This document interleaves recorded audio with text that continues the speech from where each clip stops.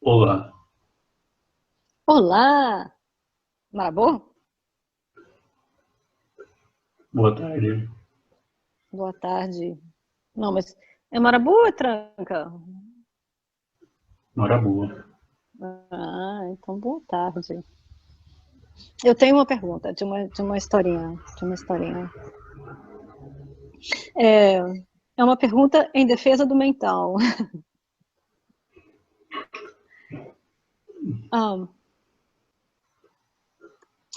como Peço eu vou fazer essa desculpas pela pergunta? falta de interação inicial, é que há o processo de adaptação e interação dos campos vibracionais nos meridianos ainda se faz, podemos dizer que é artesanal. Então, o início ainda é um processo de acoplagem e depois se torna mais sutil. Mas, por favor, Não, então se acostuma aí. não, já estamos bem. Eu só estou lhe dando uma satisfação por não responder antes.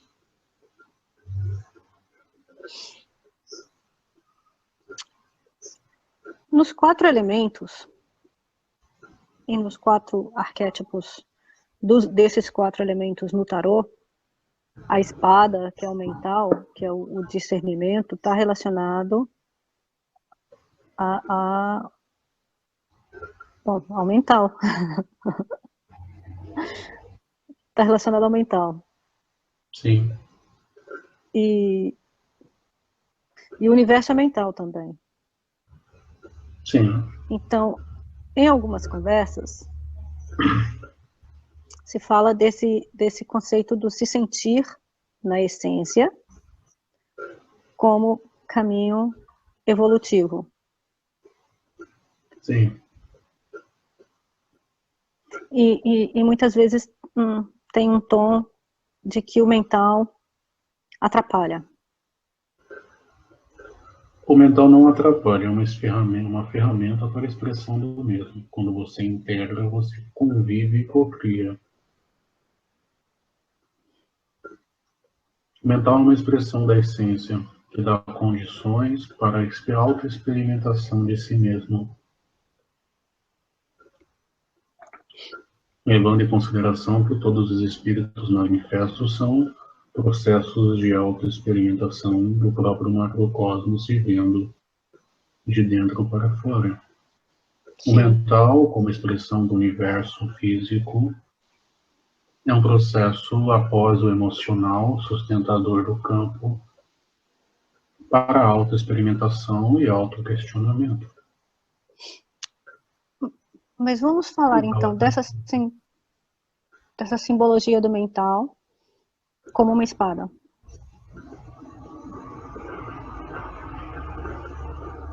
E da lenda de Rei Arthur, onde Rei Arthur, um, o mago, bom, de acordo com uma das versões da lenda, o mago Merlin cunha para o Rei Arthur uma espada chamada Excalibur, e ele coloca essa espada numa pedra. Tem uma versão que ele coloca na pedra, tem uma versão que a espada sempre estava nessa pedra, e tudo mais. Adaptações, expressões diante do grau de raciocínio e consciência dos historiadores e cunhadores dos termos, mas levam à mesma expressão, ao mesmo conceito.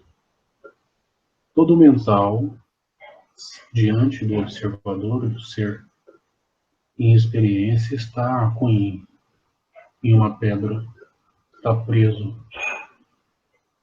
A face da espada que está em contato com o restante é exatamente o que o ser precisa para se conceber. Quando ele adquire consciência e usa o mental como ferramenta, ele tem a capacidade de tirar a espada da tal pedra. Sim, E aí, com consciência e sustentação energética, ele consegue usar a espada como ferramenta apontada em qualquer direção, sem se autoflagelar ou autoflagelar o próximo. sim. Mas a árvore da vida, não mas, e a árvore da vida, se você olhar o caminho do meio ali da árvore da vida, é como se a árvore da vida formasse também uma espada com o punhal nos 3 sefirotes que estão em cima. Saturno, sim, Júpiter e Urano, e na interseção entre onde se forma, onde o vertical e o horizontal se encontram, Plutão, no abismo. Sim. Sim? É uma interação, uma adaptação, uma expressão de conceitos filosóficos e também reais, porque não materiais, do que está dentro e o que está fora. É um caminho para autoconhecimento, expressão dos princípios, da expressão da própria matéria, do próprio conceito espiritual, físico, para autoentendimento.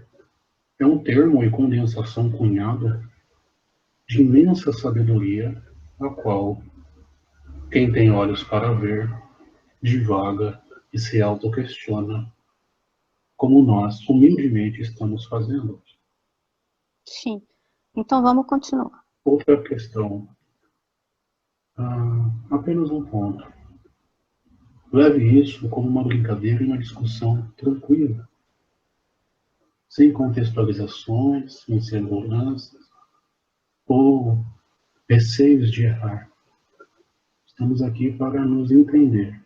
Sim, mas sem, é porque eu estou me sentindo meio, vou usar o termo, sem discriminar os aleijados. Eu estou me sentindo meio privada porque a gente não consegue compartilhar o mesmo desenho que eu vou fazendo. E sem uma representação gráfica, a gente acaba se perdendo nos conceitos que os símbolos transmitem então, rapidinho. Vamos redesenhá-la. A árvore da vida é um conceito altamente difundido, que em sua grande maioria não está equivocado. Porém, nós podemos ir desenhando-a mesmo, como um rádio de antigamente fazia com as novelas, sem apegos ou sem conceitos.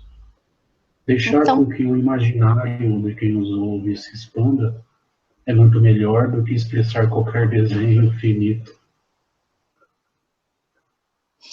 em algumas versões dessa lenda do Rei Arthur, a pedra se chama Pedra Saturnina, porque Saturno é o planeta associado com impor limitações. O grande pai.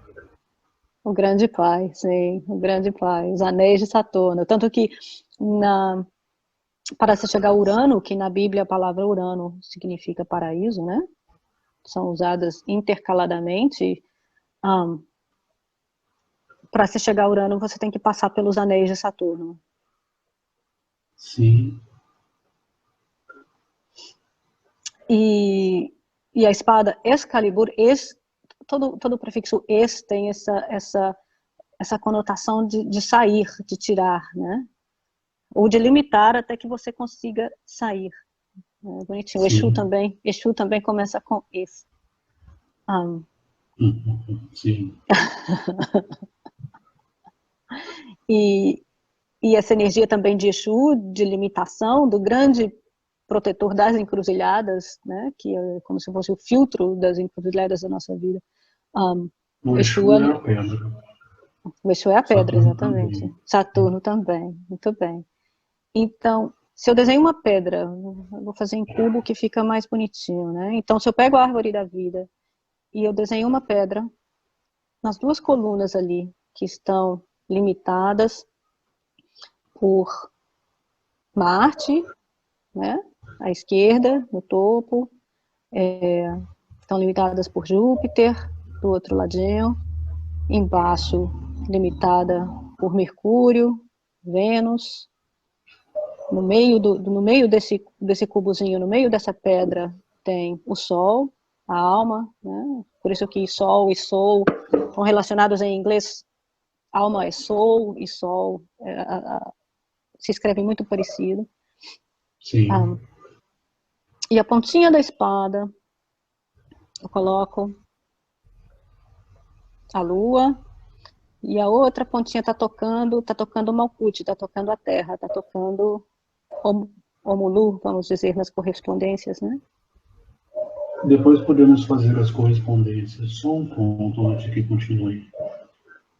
A proposta de tal trabalho é que todos tenham voz, todos tenham vez e todo o conceito seja democrático.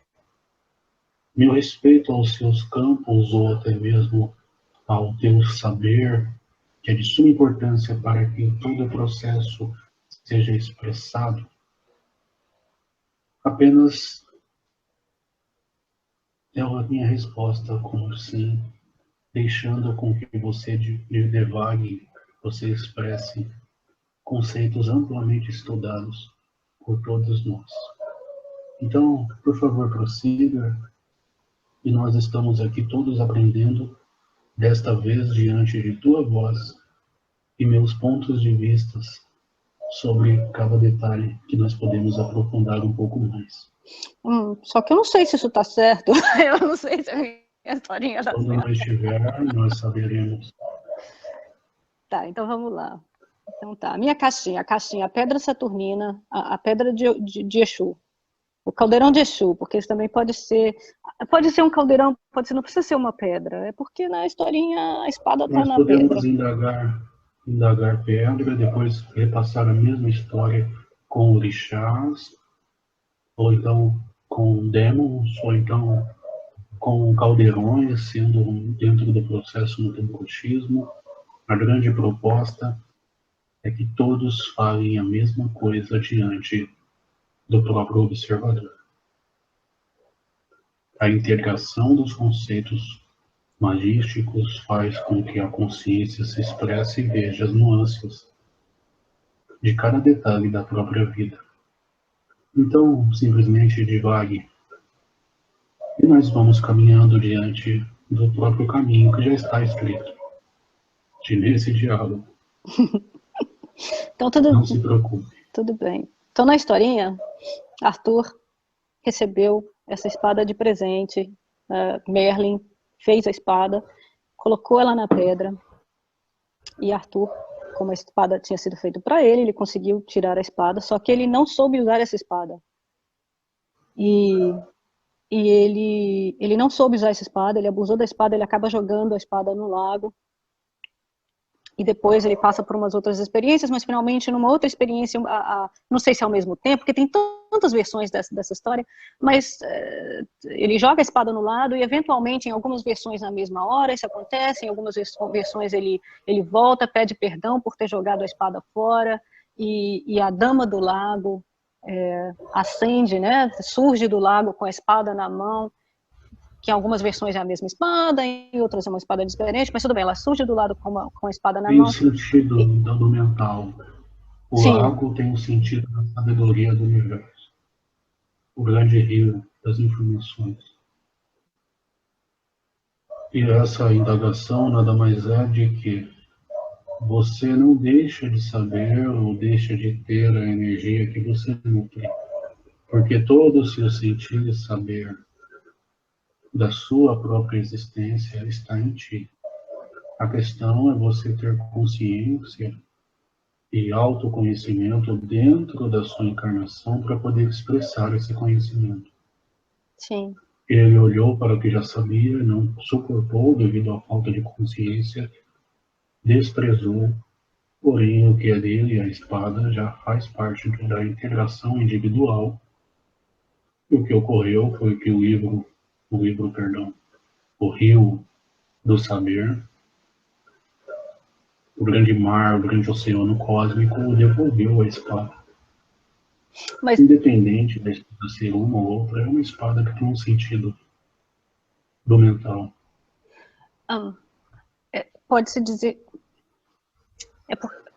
que quando essa versão da historinha, quando ele vai e o lago devolve para ele, é porque através do sentir, lembra que ele teve que se arrepender, pedir perdão, então ele viajou por Tiferê, ele viajou porque Ele expandiu a consciência, viajou por Tiferê.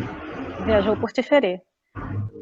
Mas para quem não tem o Mago Merlin para fazer uma espada, porque afinal de contas ele não conseguiu empunhar aquela espada porque tinha sido feito para ele por outro.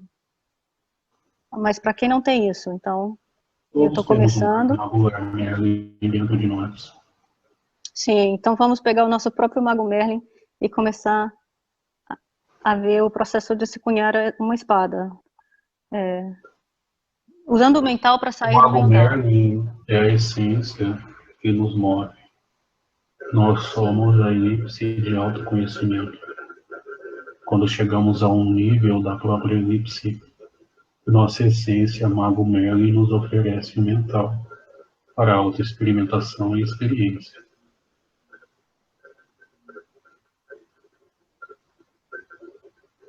Sim. Então, começando em Malkuth. Perdão, só mais um ponto que nossos amigos pediram para trazer. O ser que desenvolve embrionário raciocínio como um macaco ou um golfinho, independente do ser uma baleia, um elefante, é o Mago Merlin da essência divina contida dentro de cada ser vivo que lhe propõe a espada. O mesmo ocorreu com o homem. A espada nunca deixa de estar na pedra. Ela só deixa quando você integra toda a própria consciência. Mas Sim. também ela nunca está na pedra, ela apenas está menor ou maior. A pedra é o todo. E o todo deixa a sua espada mais pesada ou mais leve. Depende do seu grau de consciência. A pedra sim, a pedra o todo que está rodando na barriga de Saturno. Sim, mas é o todo que está rodando na barriga de Saturno, porque... Apenas uma correção. É o todo dentro do processo ilusório individual. Não o todo como macrocosmo ou Sim, por isso que o punho da espada... parte do todo. Sim, o punho da espada, ele não entra na pedra, ele fica fora da pedra. Senão você não conseguiria sair. Exatamente. Então, o que está dentro da pedra fica do eixo Marte-Júpiter para baixo. Exato, mas apenas lembrando que o ser sempre está movimentando a própria espada diante do todo. A pedra é tudo, então, quando ele tem mais consciência, a espada vai saindo da pedra e ele vai tendo uma espada maior. Sim, ele vai sempre sendo proposto uma outra espada. Sim, sim. Por isso que o processo... Uma nova propriedade. Sim, o processo se repete. Exato. Mas então vamos nessa alquimia interior, porque cada um desses planetas também está relacionado a um elemento que se vai integrando Sim. E formando essa espada que na verdade é um pilar central da consciência. Sim. É porque é um pilar central da própria existência. Lembrando que antes das faixas vibracionais que dão origem às matérias primordiais do universo, é uma árvore da vida que condensa e expressa a energia Sim. do Criador através da realidade. Essa história é apenas um conceito para autoentendimento dentro da alquimia. São apenas historinhas. É porque tem o caminho do místico. De fato, não é um processo contrativo aos seus termos, é apenas mencionando mais uma vez que está dentro está fora. Sim, e também para não gerar apegos, é só uma historinha. É porque tem o caminho do místico, né? Tem o caminho do místico que passa por, né? Vai de Vênus para Júpiter e aí de Júpiter para Netuno, e é um caminho de expansão do interno. Dentro dessa história, ele põe a espada no coldre e vai Sim. adquirindo consciência de forma harmônica, a espada vai se expandindo dentro do coldre e vai aumentando. Sim. E tem o caminho do mago, que vai passando por, que passa por Mercúrio, passa por Hermes, passa por Mercúrio, integra Marte, passa por Saturno e chega na coroa. Processo da experimentação, a própria magia. E tem o caminhozinho do alquimista, que vai juntando cada elementozinho e formando a sua espada interna e formando a espada até que ele mesmo pega a espada que ele mesmo construiu lá de cima e tira ela da pedra. O caminho da integração. Ele integra a partir da própria observação e auto-questionamento, experienciando a vida. Então vamos falar desses, podemos falar esses metais internos que se vai integrando e essas polaridades internas que se vai integrando e para ir subindo, para ir formando essa espada interior. Porque... Na verdade, você vai integrando dentro do processo elementar da própria criação da vida, integrando o fogo, a terra, o ar e a água, a partir de si mesmo, integrando, se sentindo aos poucos, cada estágio, vendo esse estágio interno e externo, e a partir disso você formata a sua espada, dando sustentação e compreensão da mesma. Mas quando eu integro o fogo, a terra, o ar e a água, eu formei só a pontinha dela. São os 4 elementos em Malkuth na pontinha dela. Falta integrar a prata, né, Iemanjá, o lunar. Aí falta integrar o Mercúrio. Porque em termos de orixá... Sim, porque em termos se formos casar com as vibrações dos orixás, né, a vibração de Iemanjá, a vibração de Ori, a vibração de Oxóssi, Oxalá, Ogum, Xangô, e aí finalmente Exuzinho nos solta da pedra ali, ó, para integrar Exu, passar pelo abismo de Nanã, integrar Yorimá e finalmente integrar os Ibejes. Sim. Você formata o conceito primordial dos elementos dentro de si, formata os mesmos conceitos constantes no macrocosmo, e a partir daí, integrando o que está dentro e fora, você formata todos os outros orixás com processos elementares, prata, ouro, e tantos milhões de outros não são indagados dentro dessa terminologia. Tantos milhões de outros orixás, frequências vibracionais e elementos. O processo de integração, ele é constante.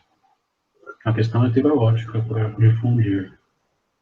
Talvez alguns seres passaram por 15, 20 orixás entre o fogo e a terra, mas não havia consciência para integrar os processos vibracionais. E talvez no futuro se compreenda. Porque não existe uma faixa delimitante dizendo aqui é fogo e aqui é terra. Existe uma transmutação constante, onde parte da terra está no fogo e parte do fogo está na terra. Assim como ocorre no ar. Nada é dividido.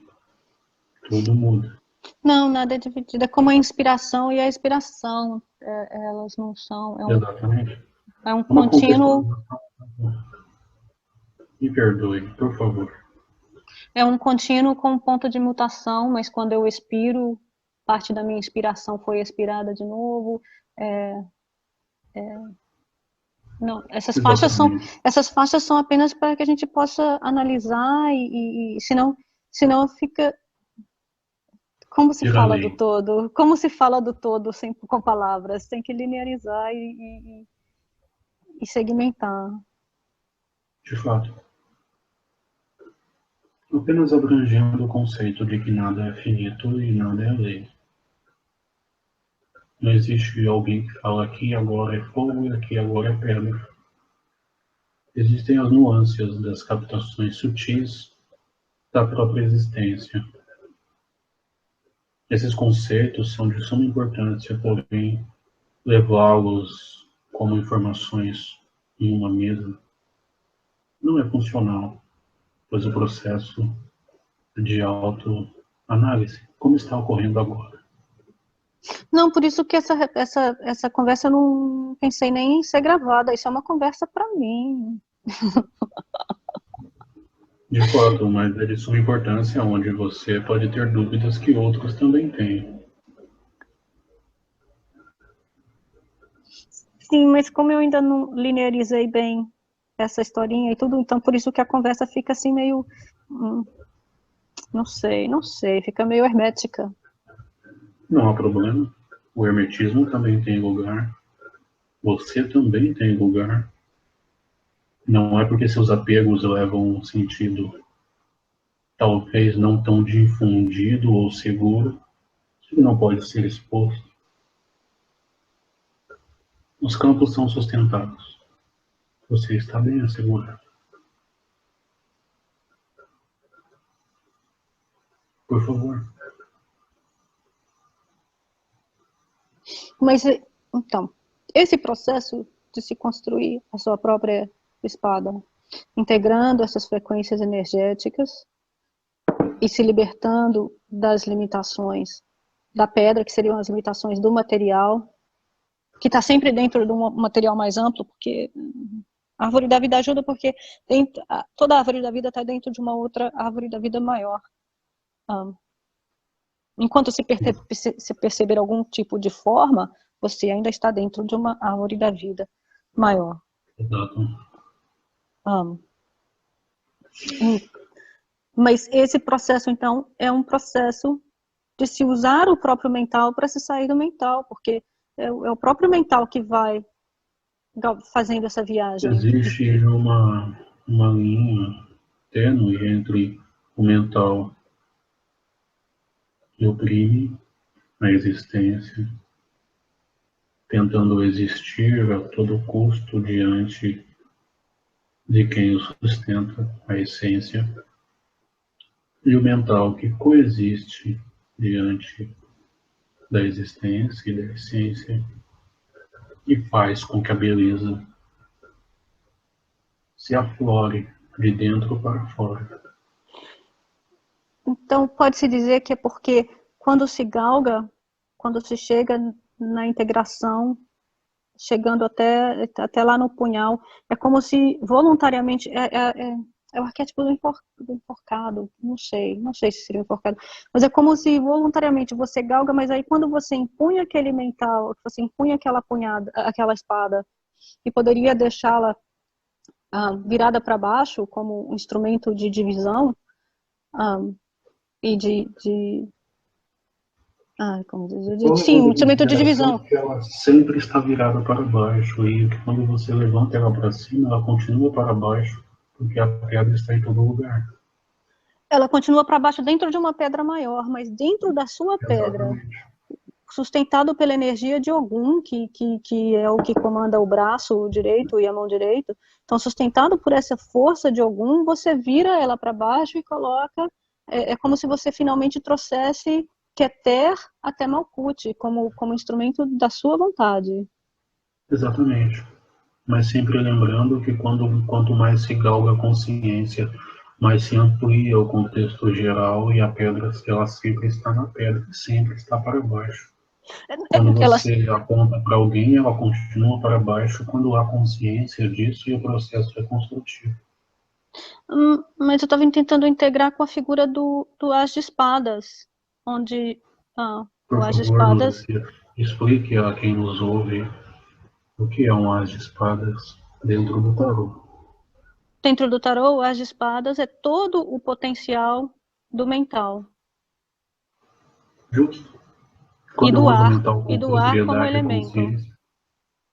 Sim, quando eu uso o mental com propriedade e consciência, a justiça não sai do processo, e mesmo apontando para alguém, a própria espada, ela continua para baixo.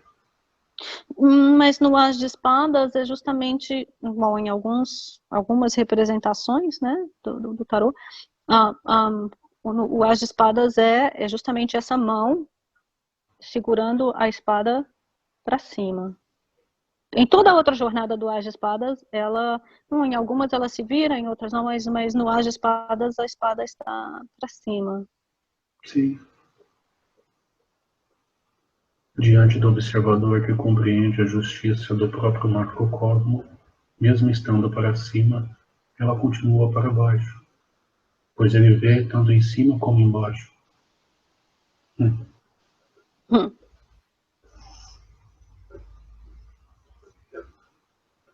Ele já integra o que está dentro e o que está fora. Mas para ele...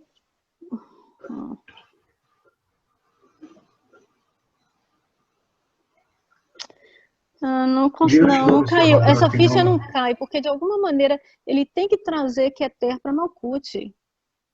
De fato, entendeu? mas quem já trouxe obtém esse conceito, quem não trouxe vê como espada para si.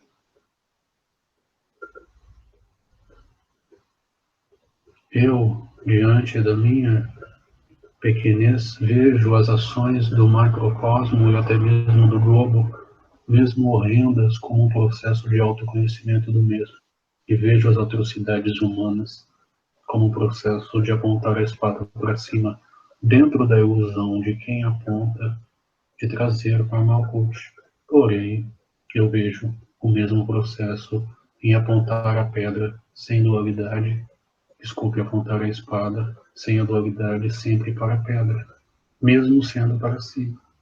É um conceito de integração que quem está apontando ainda está integrando.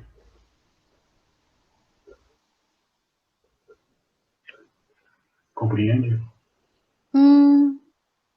Não, porque para mim a simbologia do apontar a espada para cima ao invés de apontar para baixo é a ponta da espada estar sempre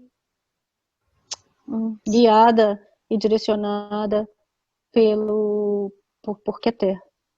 Quer dizer, ela não está mais sendo usada como instrumento de divisão e muito pelo contrário, como instrumento de discernimento para ver que tudo é um. É exatamente o que eu disse há pouco. Por isso que os únicos Sephiroth que se adicionam desse jeito é o primeiro, porque, na verdade, Keter é 1, Malkuth 10, mais 1 e 10, o 10 se reduz para 1 de novo. Então, 1 é igual a 10 e 10 é igual a 1. Exato. É exatamente o que eu disse há pouco. E aí a espada se torna um instrumento de discernimento e de solução de ilusões. E por isso que aí vem esse processo, né, de solução das ilusões, de se ver que, como ela é parte de uma outra pedra, na verdade ela está sempre apontada para baixo. 1 igual a 10, 10 igual a 1. Exatamente.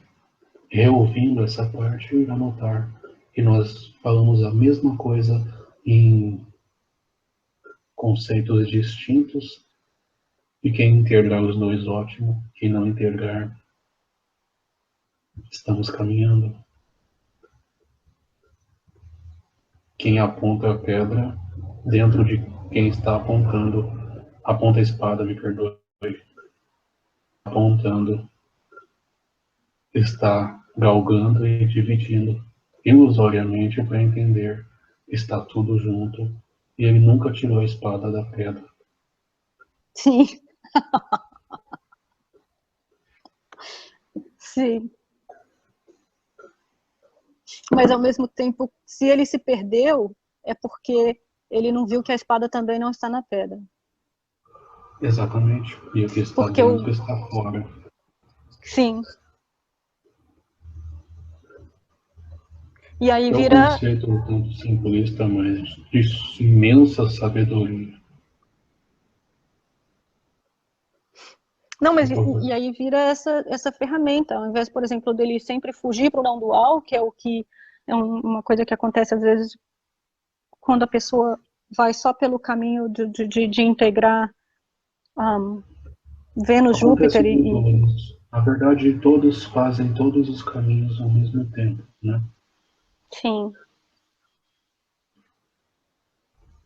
Pessoas que têm a experiência de se projetar no não dual, diante do dual, uma hora ou outra caem na realidade e veem o não dual dentro do dual, respeitam o processo, se colocam no processo, e aí a integração e emanação é mais harmônica, podemos dizer assim.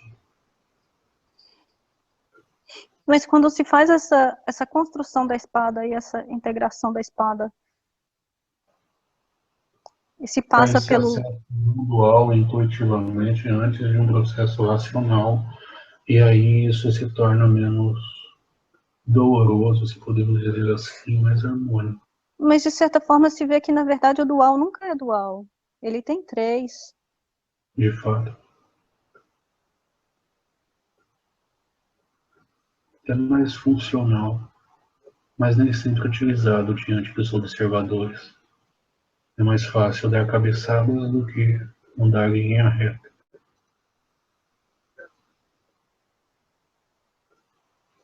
Porque o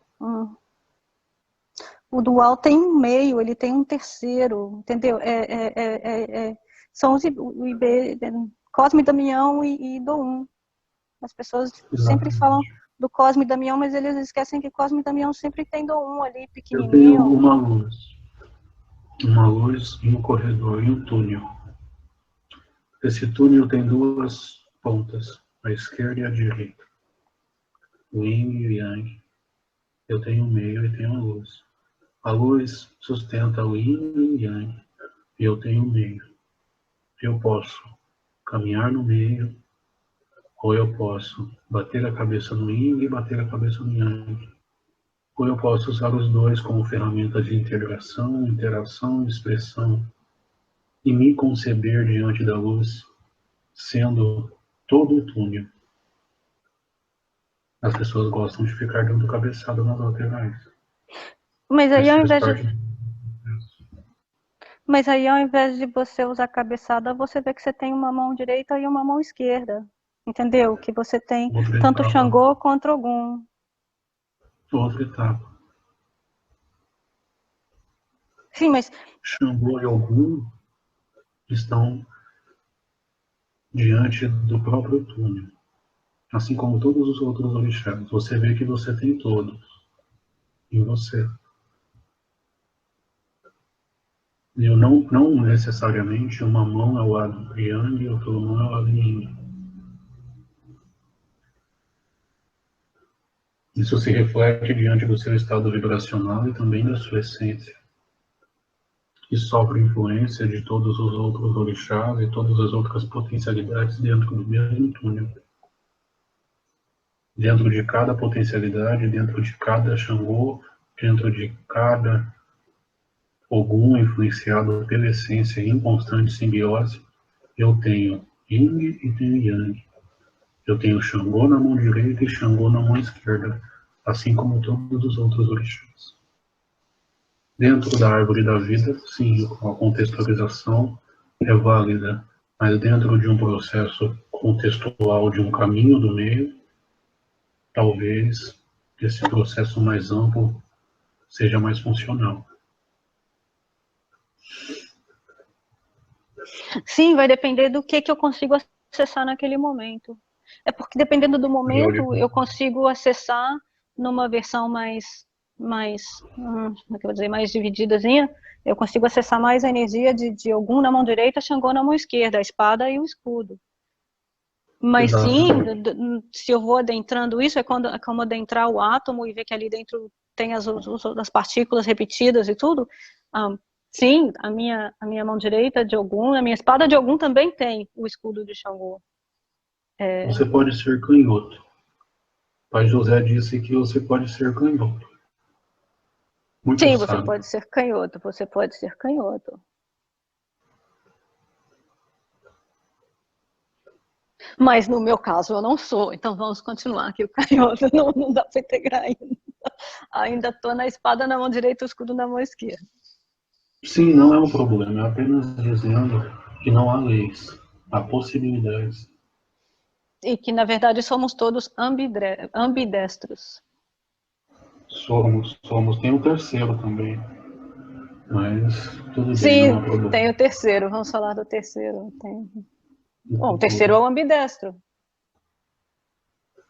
Hum, não? também, mas enfim, por Qual o favor. terceiro? Qual o terceiro? No futuro a gente pode ter mais sustentação para trazer o que é dual, não dual e um terceiro. Não é uma revogação, e sim uma questão de sustentação energética. Vamos continuar estudando. É como se nós Sim. tivéssemos uma cartilha de um estudo anual de uma escola primária e a gente tem todos os tópicos disponíveis. Vamos estudar a terceira essência primordial da expressão divina após termos algumas introduções. Não é uma restrição, está tudo aí. Mas vamos nos respeitar ao ponto de trabalhar sempre de forma harmônica e brincalhona. Mas o terceiro seria esse caminho. O terceiro seria a própria consciência brincando com o dual. Para brincar, você tem que se ver dentro dele, mas fora dele. Muito bom. Podemos devagar no futuro. A própria Ok. consciência ampliando o dual e o não dual dentro de um contexto terciário antagônico. Mas não há problemas. Você está certo. Para existir o não dual e o dual, é a própria consciência, para existir o caminho yin e o caminho yang, sempre há o caminho yin e yang, que é o único possível dentro da existência, e também a expressão da própria consciência, constituindo toda a ótica e toda a integração.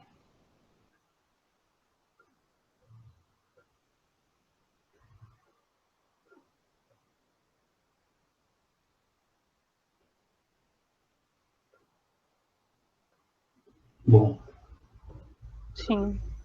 após a pequena liberação, né, do conceito idealizador do trabalho, esconder seria uma contraproposta à própria democracia. O terceiro é o que dá origem ao não dual. O terceiro é o que dá origem ao conceito de não ser certo e não ser errado. É a própria expressão da consciência sem conceber a possibilidade do dual. Para você saber o não dual, você tem que saber o que é dual. É a pureza.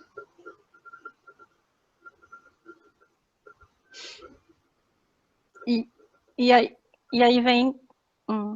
Sim, e aí vem a capacidade de escolher o não dual como um instrumento da vontade.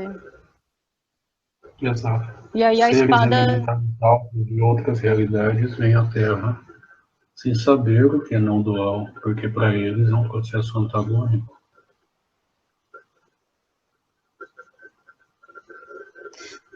Sim, mas aí nesse caso dá para brincar mais, porque aí a espada se torna um instrumento de dissolução de ilusões. Você vê o dual e escolhe o não dual, e aí aquele dual se dissolve. Exatamente. Ou é É a como. própria espada, e não tem dual e não dual. Sim, é como se. É como se você. É como se você sentisse a turbulência do avião e se acalmando por dentro, a turbulência se acalma por fora. E que o único jeito dela se acalmar por fora é se acalmar por dentro, porque não tem dois ali, não tem o ar Exato. turbulento e você dentro do avião. Não tem você, não tem avião, tem só a sua turbulência interna. E se ela se resolve internamente, ela se resolve Estar externamente num também. barco, dentro de uma tempestade, diante de pescadores. sentir o medo no campo e colocar a mão na água, fazendo com que a tempestade não tenha mais efeitos sobre o próprio banco, fazendo com a interpretação do tempo se molde às condições predispostas no próprio campo. A tempestade continua ocorrendo para todos, mas dentro daquela bolha, ela inexiste diante do Deus que ali se expressa como Jesus. Sim. E que... O mesmo é feito na tempestade, numa turbulência, na vida difícil de alguém que passa dificuldades financeiras, mas entende que o mesmo processo é apenas uma imposição do campo diante da ilusão do ter.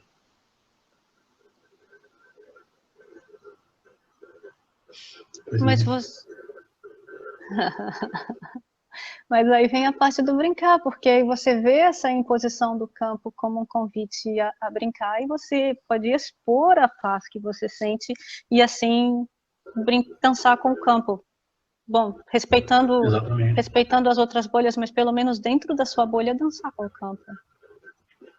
Exatamente, a partir daí você vibra, concebe, molda todo o campo e vira um ponto de expansão mesmo. E aí tem tudo.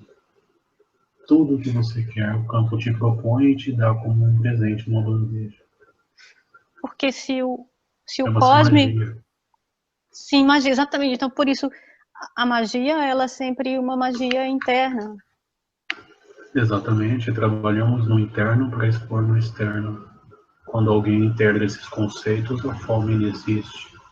Mesmo respeitando os campos que não lhe oferecem um prato de comida.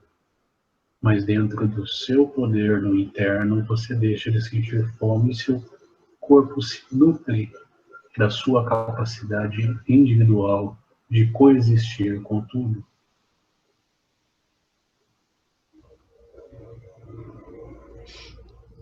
Mas nesse mesmo estado, você pode fazer os... Porque, lembra, é uma coisinha do meio, então pode vir tanto por um lado quanto por outro. Você pode dissolver a necessidade da comida, bom, acessar a comida que vem de outros, né? Acessar o prana. Você acessa de dentro para fora. De dentro para fora, mas também você pode materializar, manifestar a comida, o prato de comida. Porém, é um processo que leva um pouco de atenção diante das imersões do próprio campo, porque o meu corredor, a minha integração, não pode se sobrepor à integração do outro diante do seu caminho. Sim, é mais gentil. Por isso que materializações não ocorrem no Brasil e ocorrem em outros lugares. Sim, mas então, assim, é mais elegante lidar apenas com o interno. É mais funcional dentro de harmonia conjunta, mas se todos concederem a possibilidade, não há problemas em expor este conceito diante do processo sistêmico conjugal, diante de reuniões em caciques dentro de tribos na Amazônia, frutas, presentes, chuva. Chuva, sim. Tudo é possível. Uma onça falar.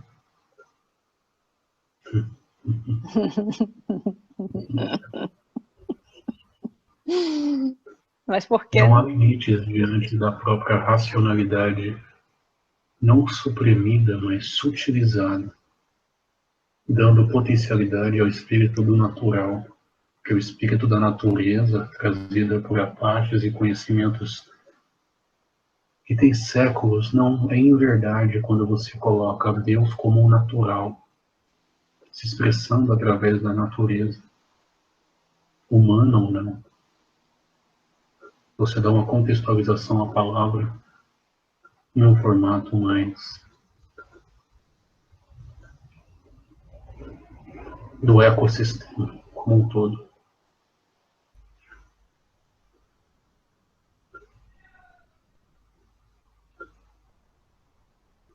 Tudo bem?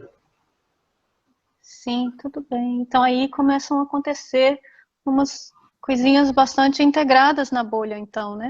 Porque aí você pensa em molhar o Quando jardim, e se a configuração começa, mais gentil possível, chove no jardim.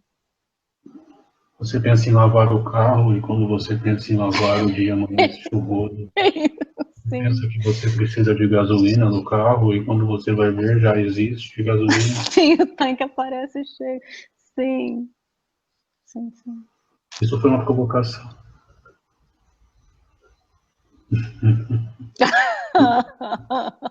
Você pensa que a nuvem tem formato de elefante? Para qualquer um não tem, mas para você é um elefante. Sim, ou você pede para os amiguinhos da nuvem se arredarem para você ver a lua, porque a lua tá bonita e a lua se mostra. E a lua cresce. A lua cresce ou a nuvem diminui, depende. De qualquer jeito você vê, a lua aparece. A água do mar está fria, gelada. Você, quando tem o processo termodinâmico, quando você entra na água e troca energia com a água, você passa frio e treme. Mas o fato da água ser boa, o fato de estar ali ser legal, seu corpo se adapta e fica bom, a água se torna quente. E a mesma coisa.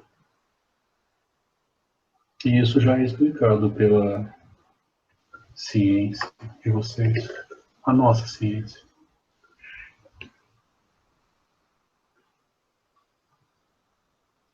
Quando você está cansada e mesmo assim exausta, um amigo vem pedir ajuda e numa expressão divina de caridade, por que não? Você esquece de estar cansado e faz aquilo magnificamente, cheio de energia. Quando você chega estressada, louca para dormir, recebe um beijo do seu esposo. Tudo acaba, o tempo para e você simplesmente namora, como se não houvesse amanhã. Isso diante do natural brilha, expande e sustenta toda a bondade existente, por que não? Mas faz parte dessa dissolução de ilusões, porque acreditar, a falta de energia é uma ilusão. A gente está navegando, a gente está num oceano energético.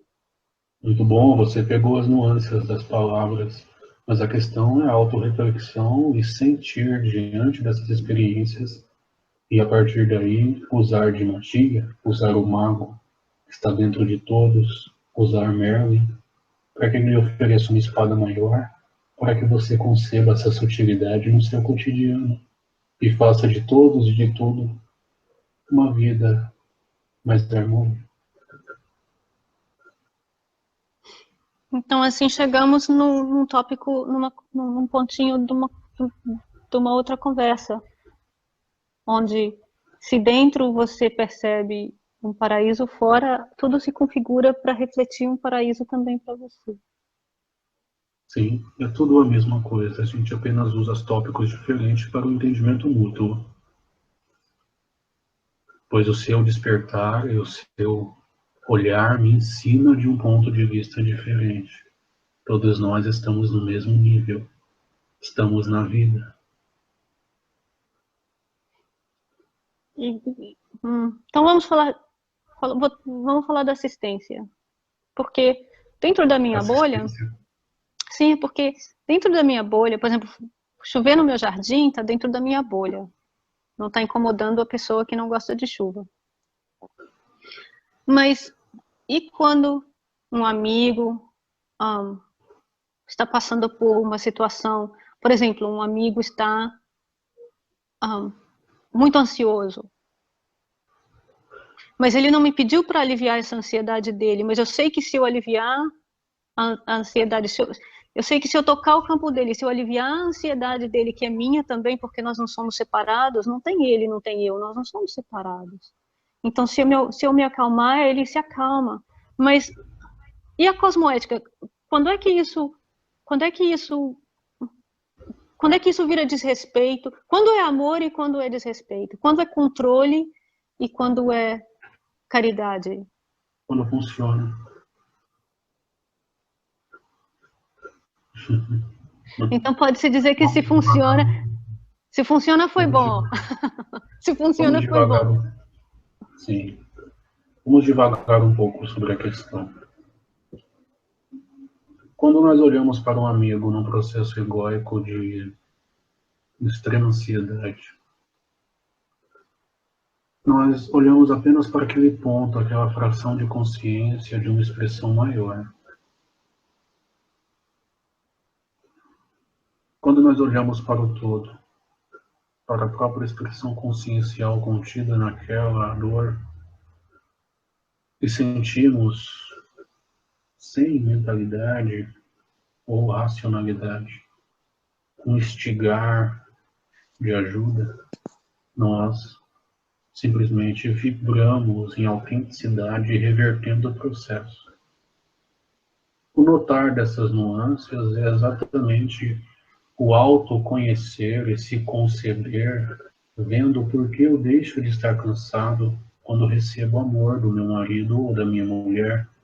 E aí nós namoramos, independente do tempo, de quem ou do passado. O grande contexto é notar a nuance do que é o seu processo egóico, querendo que ele fique bem, e do que é um processo natural e entender as vibrações do eu maior dentro daquela expressão e ver a alma se debatendo de dentro para fora e simplesmente falar: brinque, meu amigo, brinque.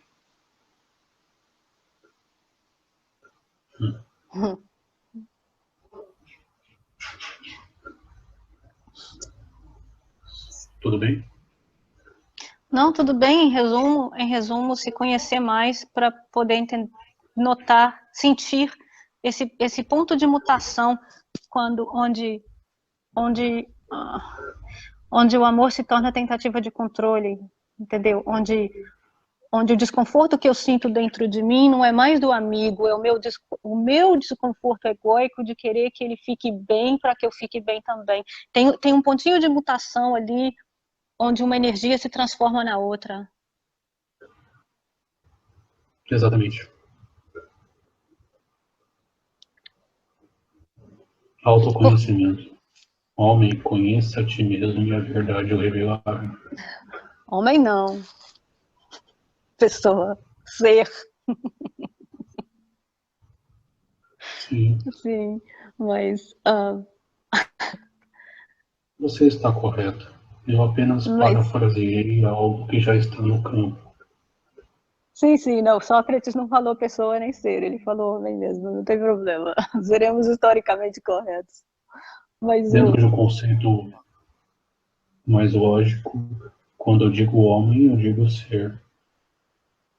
Mas depende de quem ouve e de quem interpreta. Eu falo no sentido histórico e científico, dentro da fração do que a sociedade interpreta como ciência, sendo que a ciência é a expressão da consciência.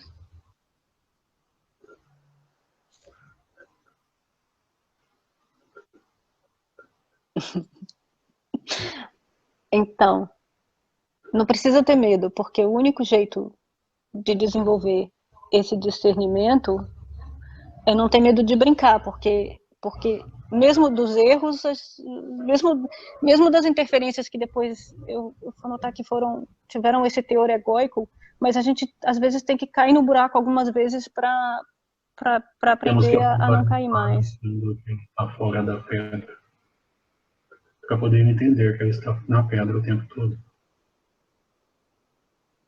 Sim, tem que, tem que cair um pouquinho para andar de bicicleta.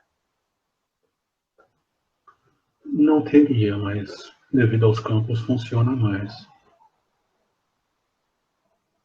Tem meios de pôr rodinha. Hoje em dia nós estamos tendo mais rodinhas do que andando sem rodinha. Não, tem rodinha, mas tem também o sistema mais antigo ainda, onde o paizão ia lá atrás da bicicleta e ele ia sentindo onde o filhinho já estava conseguindo levar, mas não deixava passar de um certo desvio do campo para ele não cair. É uma maneira muito amorosa.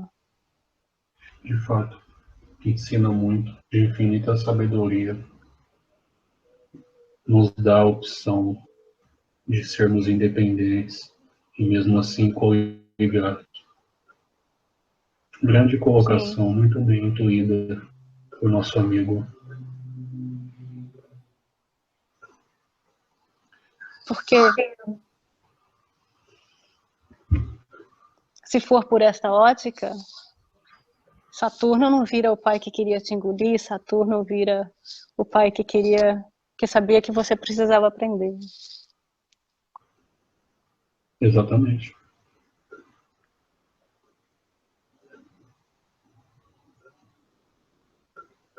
Sim,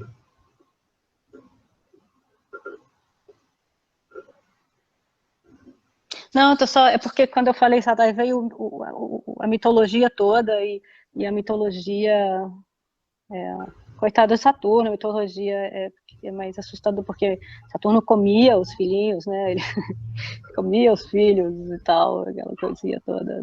só um ponto. A Só um historinha não é ponto. tão fofa. Só um ponto.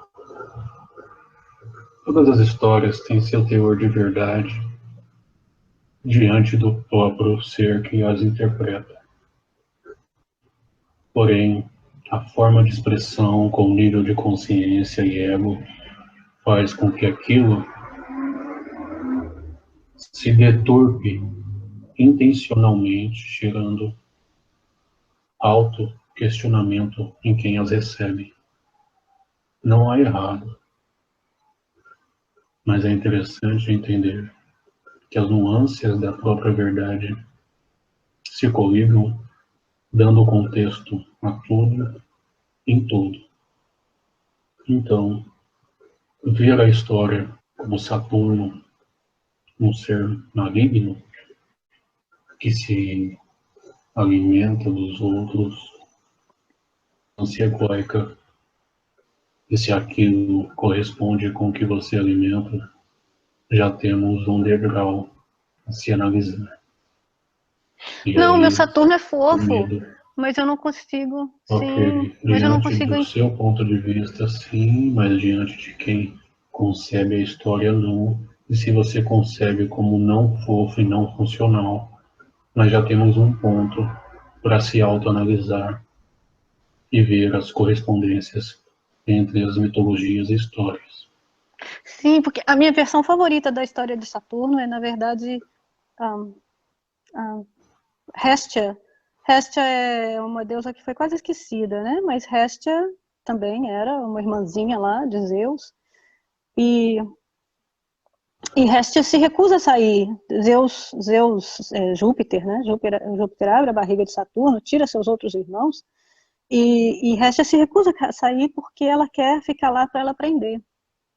E Exato, tem uma versão da história onde ela aprende com o pai, ela aprende com Saturno, e ela é a única que, na verdade, conseguiu sair da barriga de Saturno, porque o que Saturno, na verdade, fez foi expandiu a sua barriga, Júpiter achou que ele saiu, mas está todo mundo ainda dentro dos anéis de Saturno.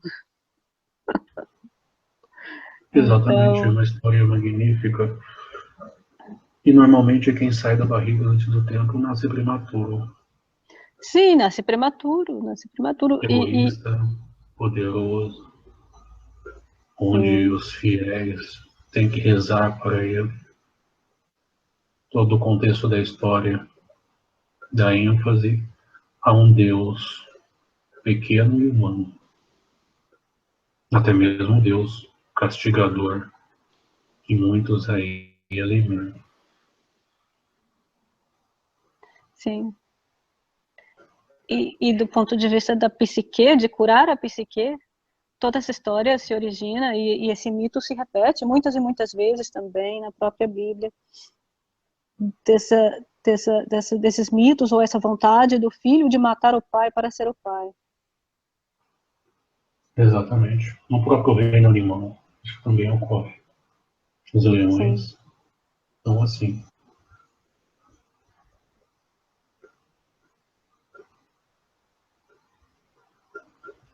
Mas é, mas é Sim, bonitinho esse outro arquétipo da Hestia, do filho. da filha que não quer matar o pai, a filha quer aprender com o pai, ela não quer tomar o lugar dele, ela quer simplesmente ser adulta. E E ser aí filha sai do ciclo adulta, e vira um novo universo. sim, e ser filha adulta de um pai adulto. Exatamente. Então essa é porque a gente caiu na versão antiga, mas a minha versão fofa dessa história toda de Saturno é esse grande amor filial de Saturno e Hestia, como uma psique madura se relaciona uma com a outra. Exato. Mas como uma psique paternal madura também não deixa o filho sair de dentro da barriga se ele vai fazer merda, se ele ainda não está pronto. Isso não é amor. Exato. Um nascimento prematuro não é amor. Então, Saturno colocar limitações é amor também. Diante desse ponto, sim. Mas não Sim. podemos generalizar, onde o nascimento prematuro também é amor para o ser que nasce e necessita de cuidados e para o ser que... Ah, sim, não estava querendo dizer isso. Eu estava querendo dizer o outro tipo de nascimento prematuro, que é quando Eu o filho sei. não está Eu tenho pronto, mas total fala que quer ciência. sair. Sim, sim. Sim, Não, eu sei do que você está falando. Eu só estou dando contextualização para o entendimento de quem nos ouve, não dando oportunidade à dúvida. sim, não quis dizer que o nascimento prematuro do bebê, E, isso não é errado, isso tudo são partes de grandes cronogramas cósmicos, o bebê sempre nasce na hora certa. A gente estava falando de exato. mitos, estamos Sim. falando de Eu não estou lhe historinhas. julgando. Sim. Não estou lhe julgando. Apenas dando contexto. Sim, sim, não quero criar contração em ninguém. Eu sei, por respeito a você e a todos, a gente sempre responde de uma maneira uniforme e respeitosa. E quando Sim, deixa algum nó na escala temporal e registros sarcásticos, nós desatamos esse nó imediatamente. Não é a proposta do nosso trabalho. Tudo bem? não, mas agora veio a curiosidade, então. O que é deixar um nozinho no registro akáshico? Deixar uma dúvida, deixar um ponto interpretativo onde quem os ouve, ou então onde quem lê os registros tem uma interpretação e um pensamento deturpando a proposta inicial e vibratória do trabalho. Deixar a entender é um nó. Deixar a entender é ruim. É um nó. Às vezes nós são propositais, como a Bíblia deixou tantos.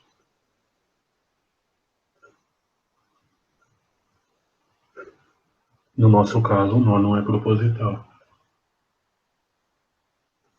Ocorre, é natural, mas logo é desatado.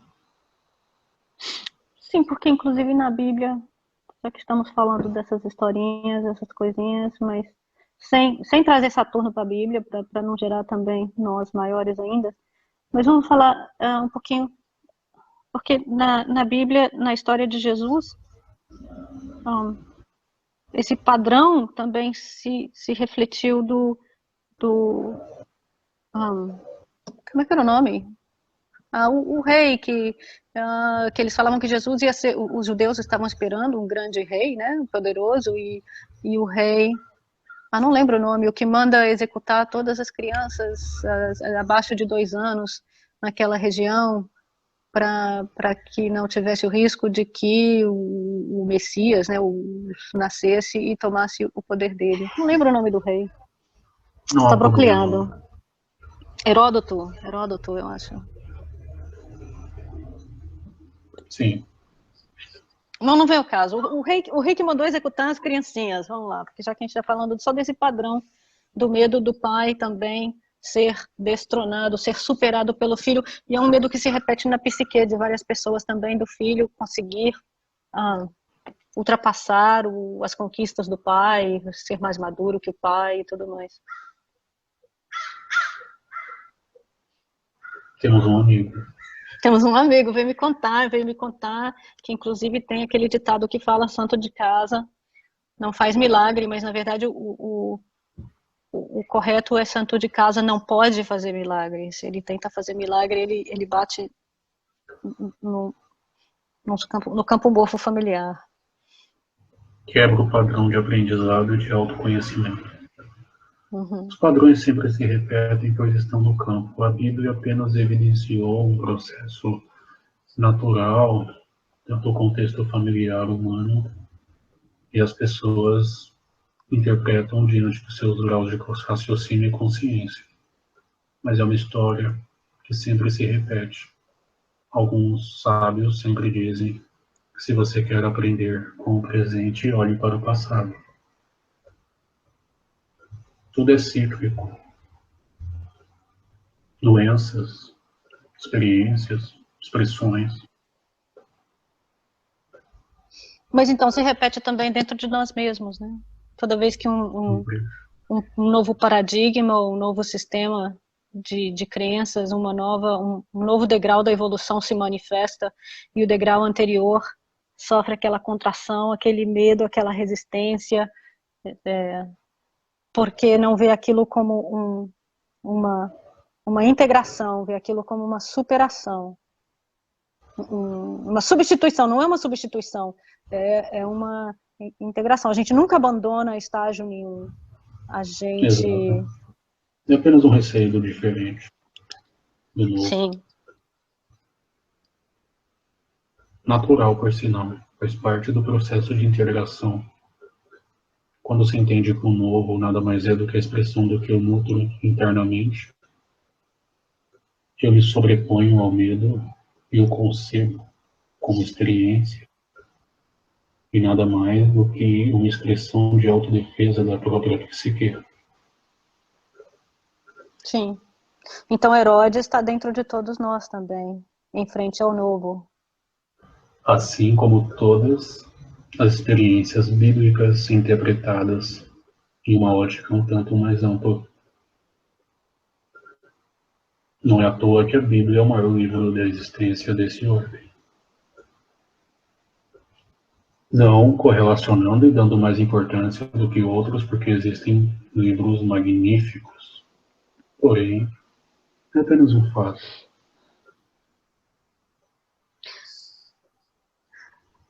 E a energia em contraponto, porque também tem esse convite do novo de querer substituir completamente o anterior, mas a proposta para que também não se gere a culpa, porque senão se faz essa substituição, aí vem a culpa e como Freud sempre dizia, a culpa vai ser reprimida e vai acabar sendo projetada para fora, mas se a proposta é sempre transcender e incluir, a energia se solta, o nozinho se solta.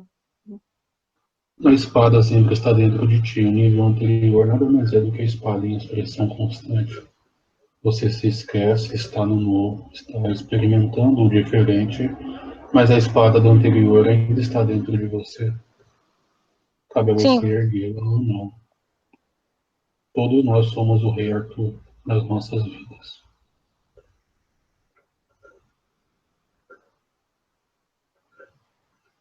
Sim, nesses processos também todos nós somos Herodes, Jesus,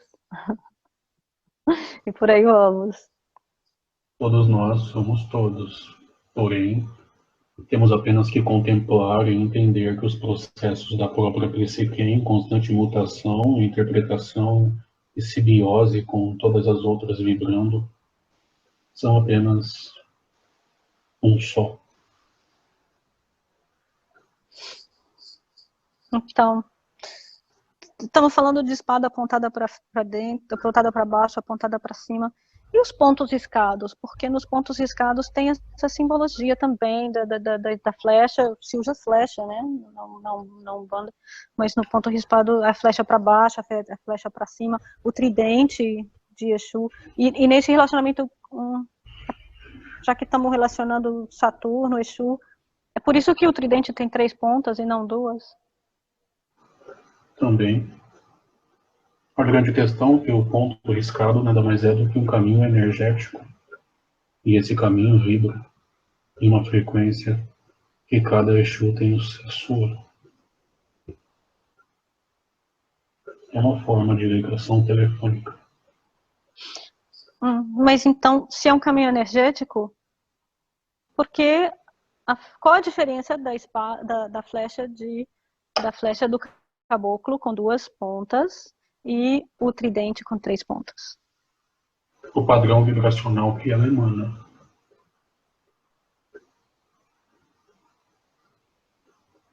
O caboclo tem uma vibração distinta da vibração do Exu. Por esse motivo, o desenho vibra em uma constante distinta. Caboclos normalmente são justos e não duais. Sim, tem Exu razão. conhece a Terra e a essência humana como ninguém. Sim. Por isso, tem um tridente no meio e entende as expressões do ego, as manifestando e trabalhando nelas através de trabalhos distintos que os outros não fazem. Sim. Sim. Não por mal, nem por melhor ou pior, apenas por padrões vibracionais e constantes de expressão da própria psique humana. Um caboclo normalmente é mais duro, porque a energia dele, sendo dura, impõe o certo através de um trovão de Xangô ou a sabedoria de Oxóssi. Sim, e por isso a flecha. Sim, por isso a flecha. Exatamente. E por isso o tridente te cutuca. o tridente não, A flecha te sim, o direciona. tridente tem todo tridente tem uma encruzilhada ali nele. Não dá para desenhar um tridente sem uma encruzilhada. Um ponto de fusão energética. Esse observador está começando a colapsar os campos psíquicos. Temos mais alguns minutos, infelizmente. Não, depois vamos marcar uma conversinha sobre toda essa parte do riscado, dos pontos riscados, que é uma da escrita, não sei, dos símbolos, talvez. Mas para hoje já podemos encerrar, então. Então, uma Muito mensagenzinha para mim, para a gente se despedir. Para mim e para nós. Diante de todos que nos ouvem e nos observam, diante da simbiose psiônica da existência, diante do natural e do macrocosmo, somos todos partes insubstituíveis do mesmo. Somos todos observadores, dando uma ótica de si mesmo a partir de todos e do todo. Essa beleza manifesta a coexistência e a expressão de outros universos distintos ou antagônicos. Tudo é belo diante das infinitas possibilidades que um ser que não se limita o faz. Todas as óticas e pontos de vistas relacionados e expostos em qualquer diálogo, e o mais importante no nosso, são apenas pontos de observação de um ponto único, insubstituível do universo, que não é mais nem menos do que a opinião de quem nos ouve. Muito obrigado e boa tarde. Gratidão.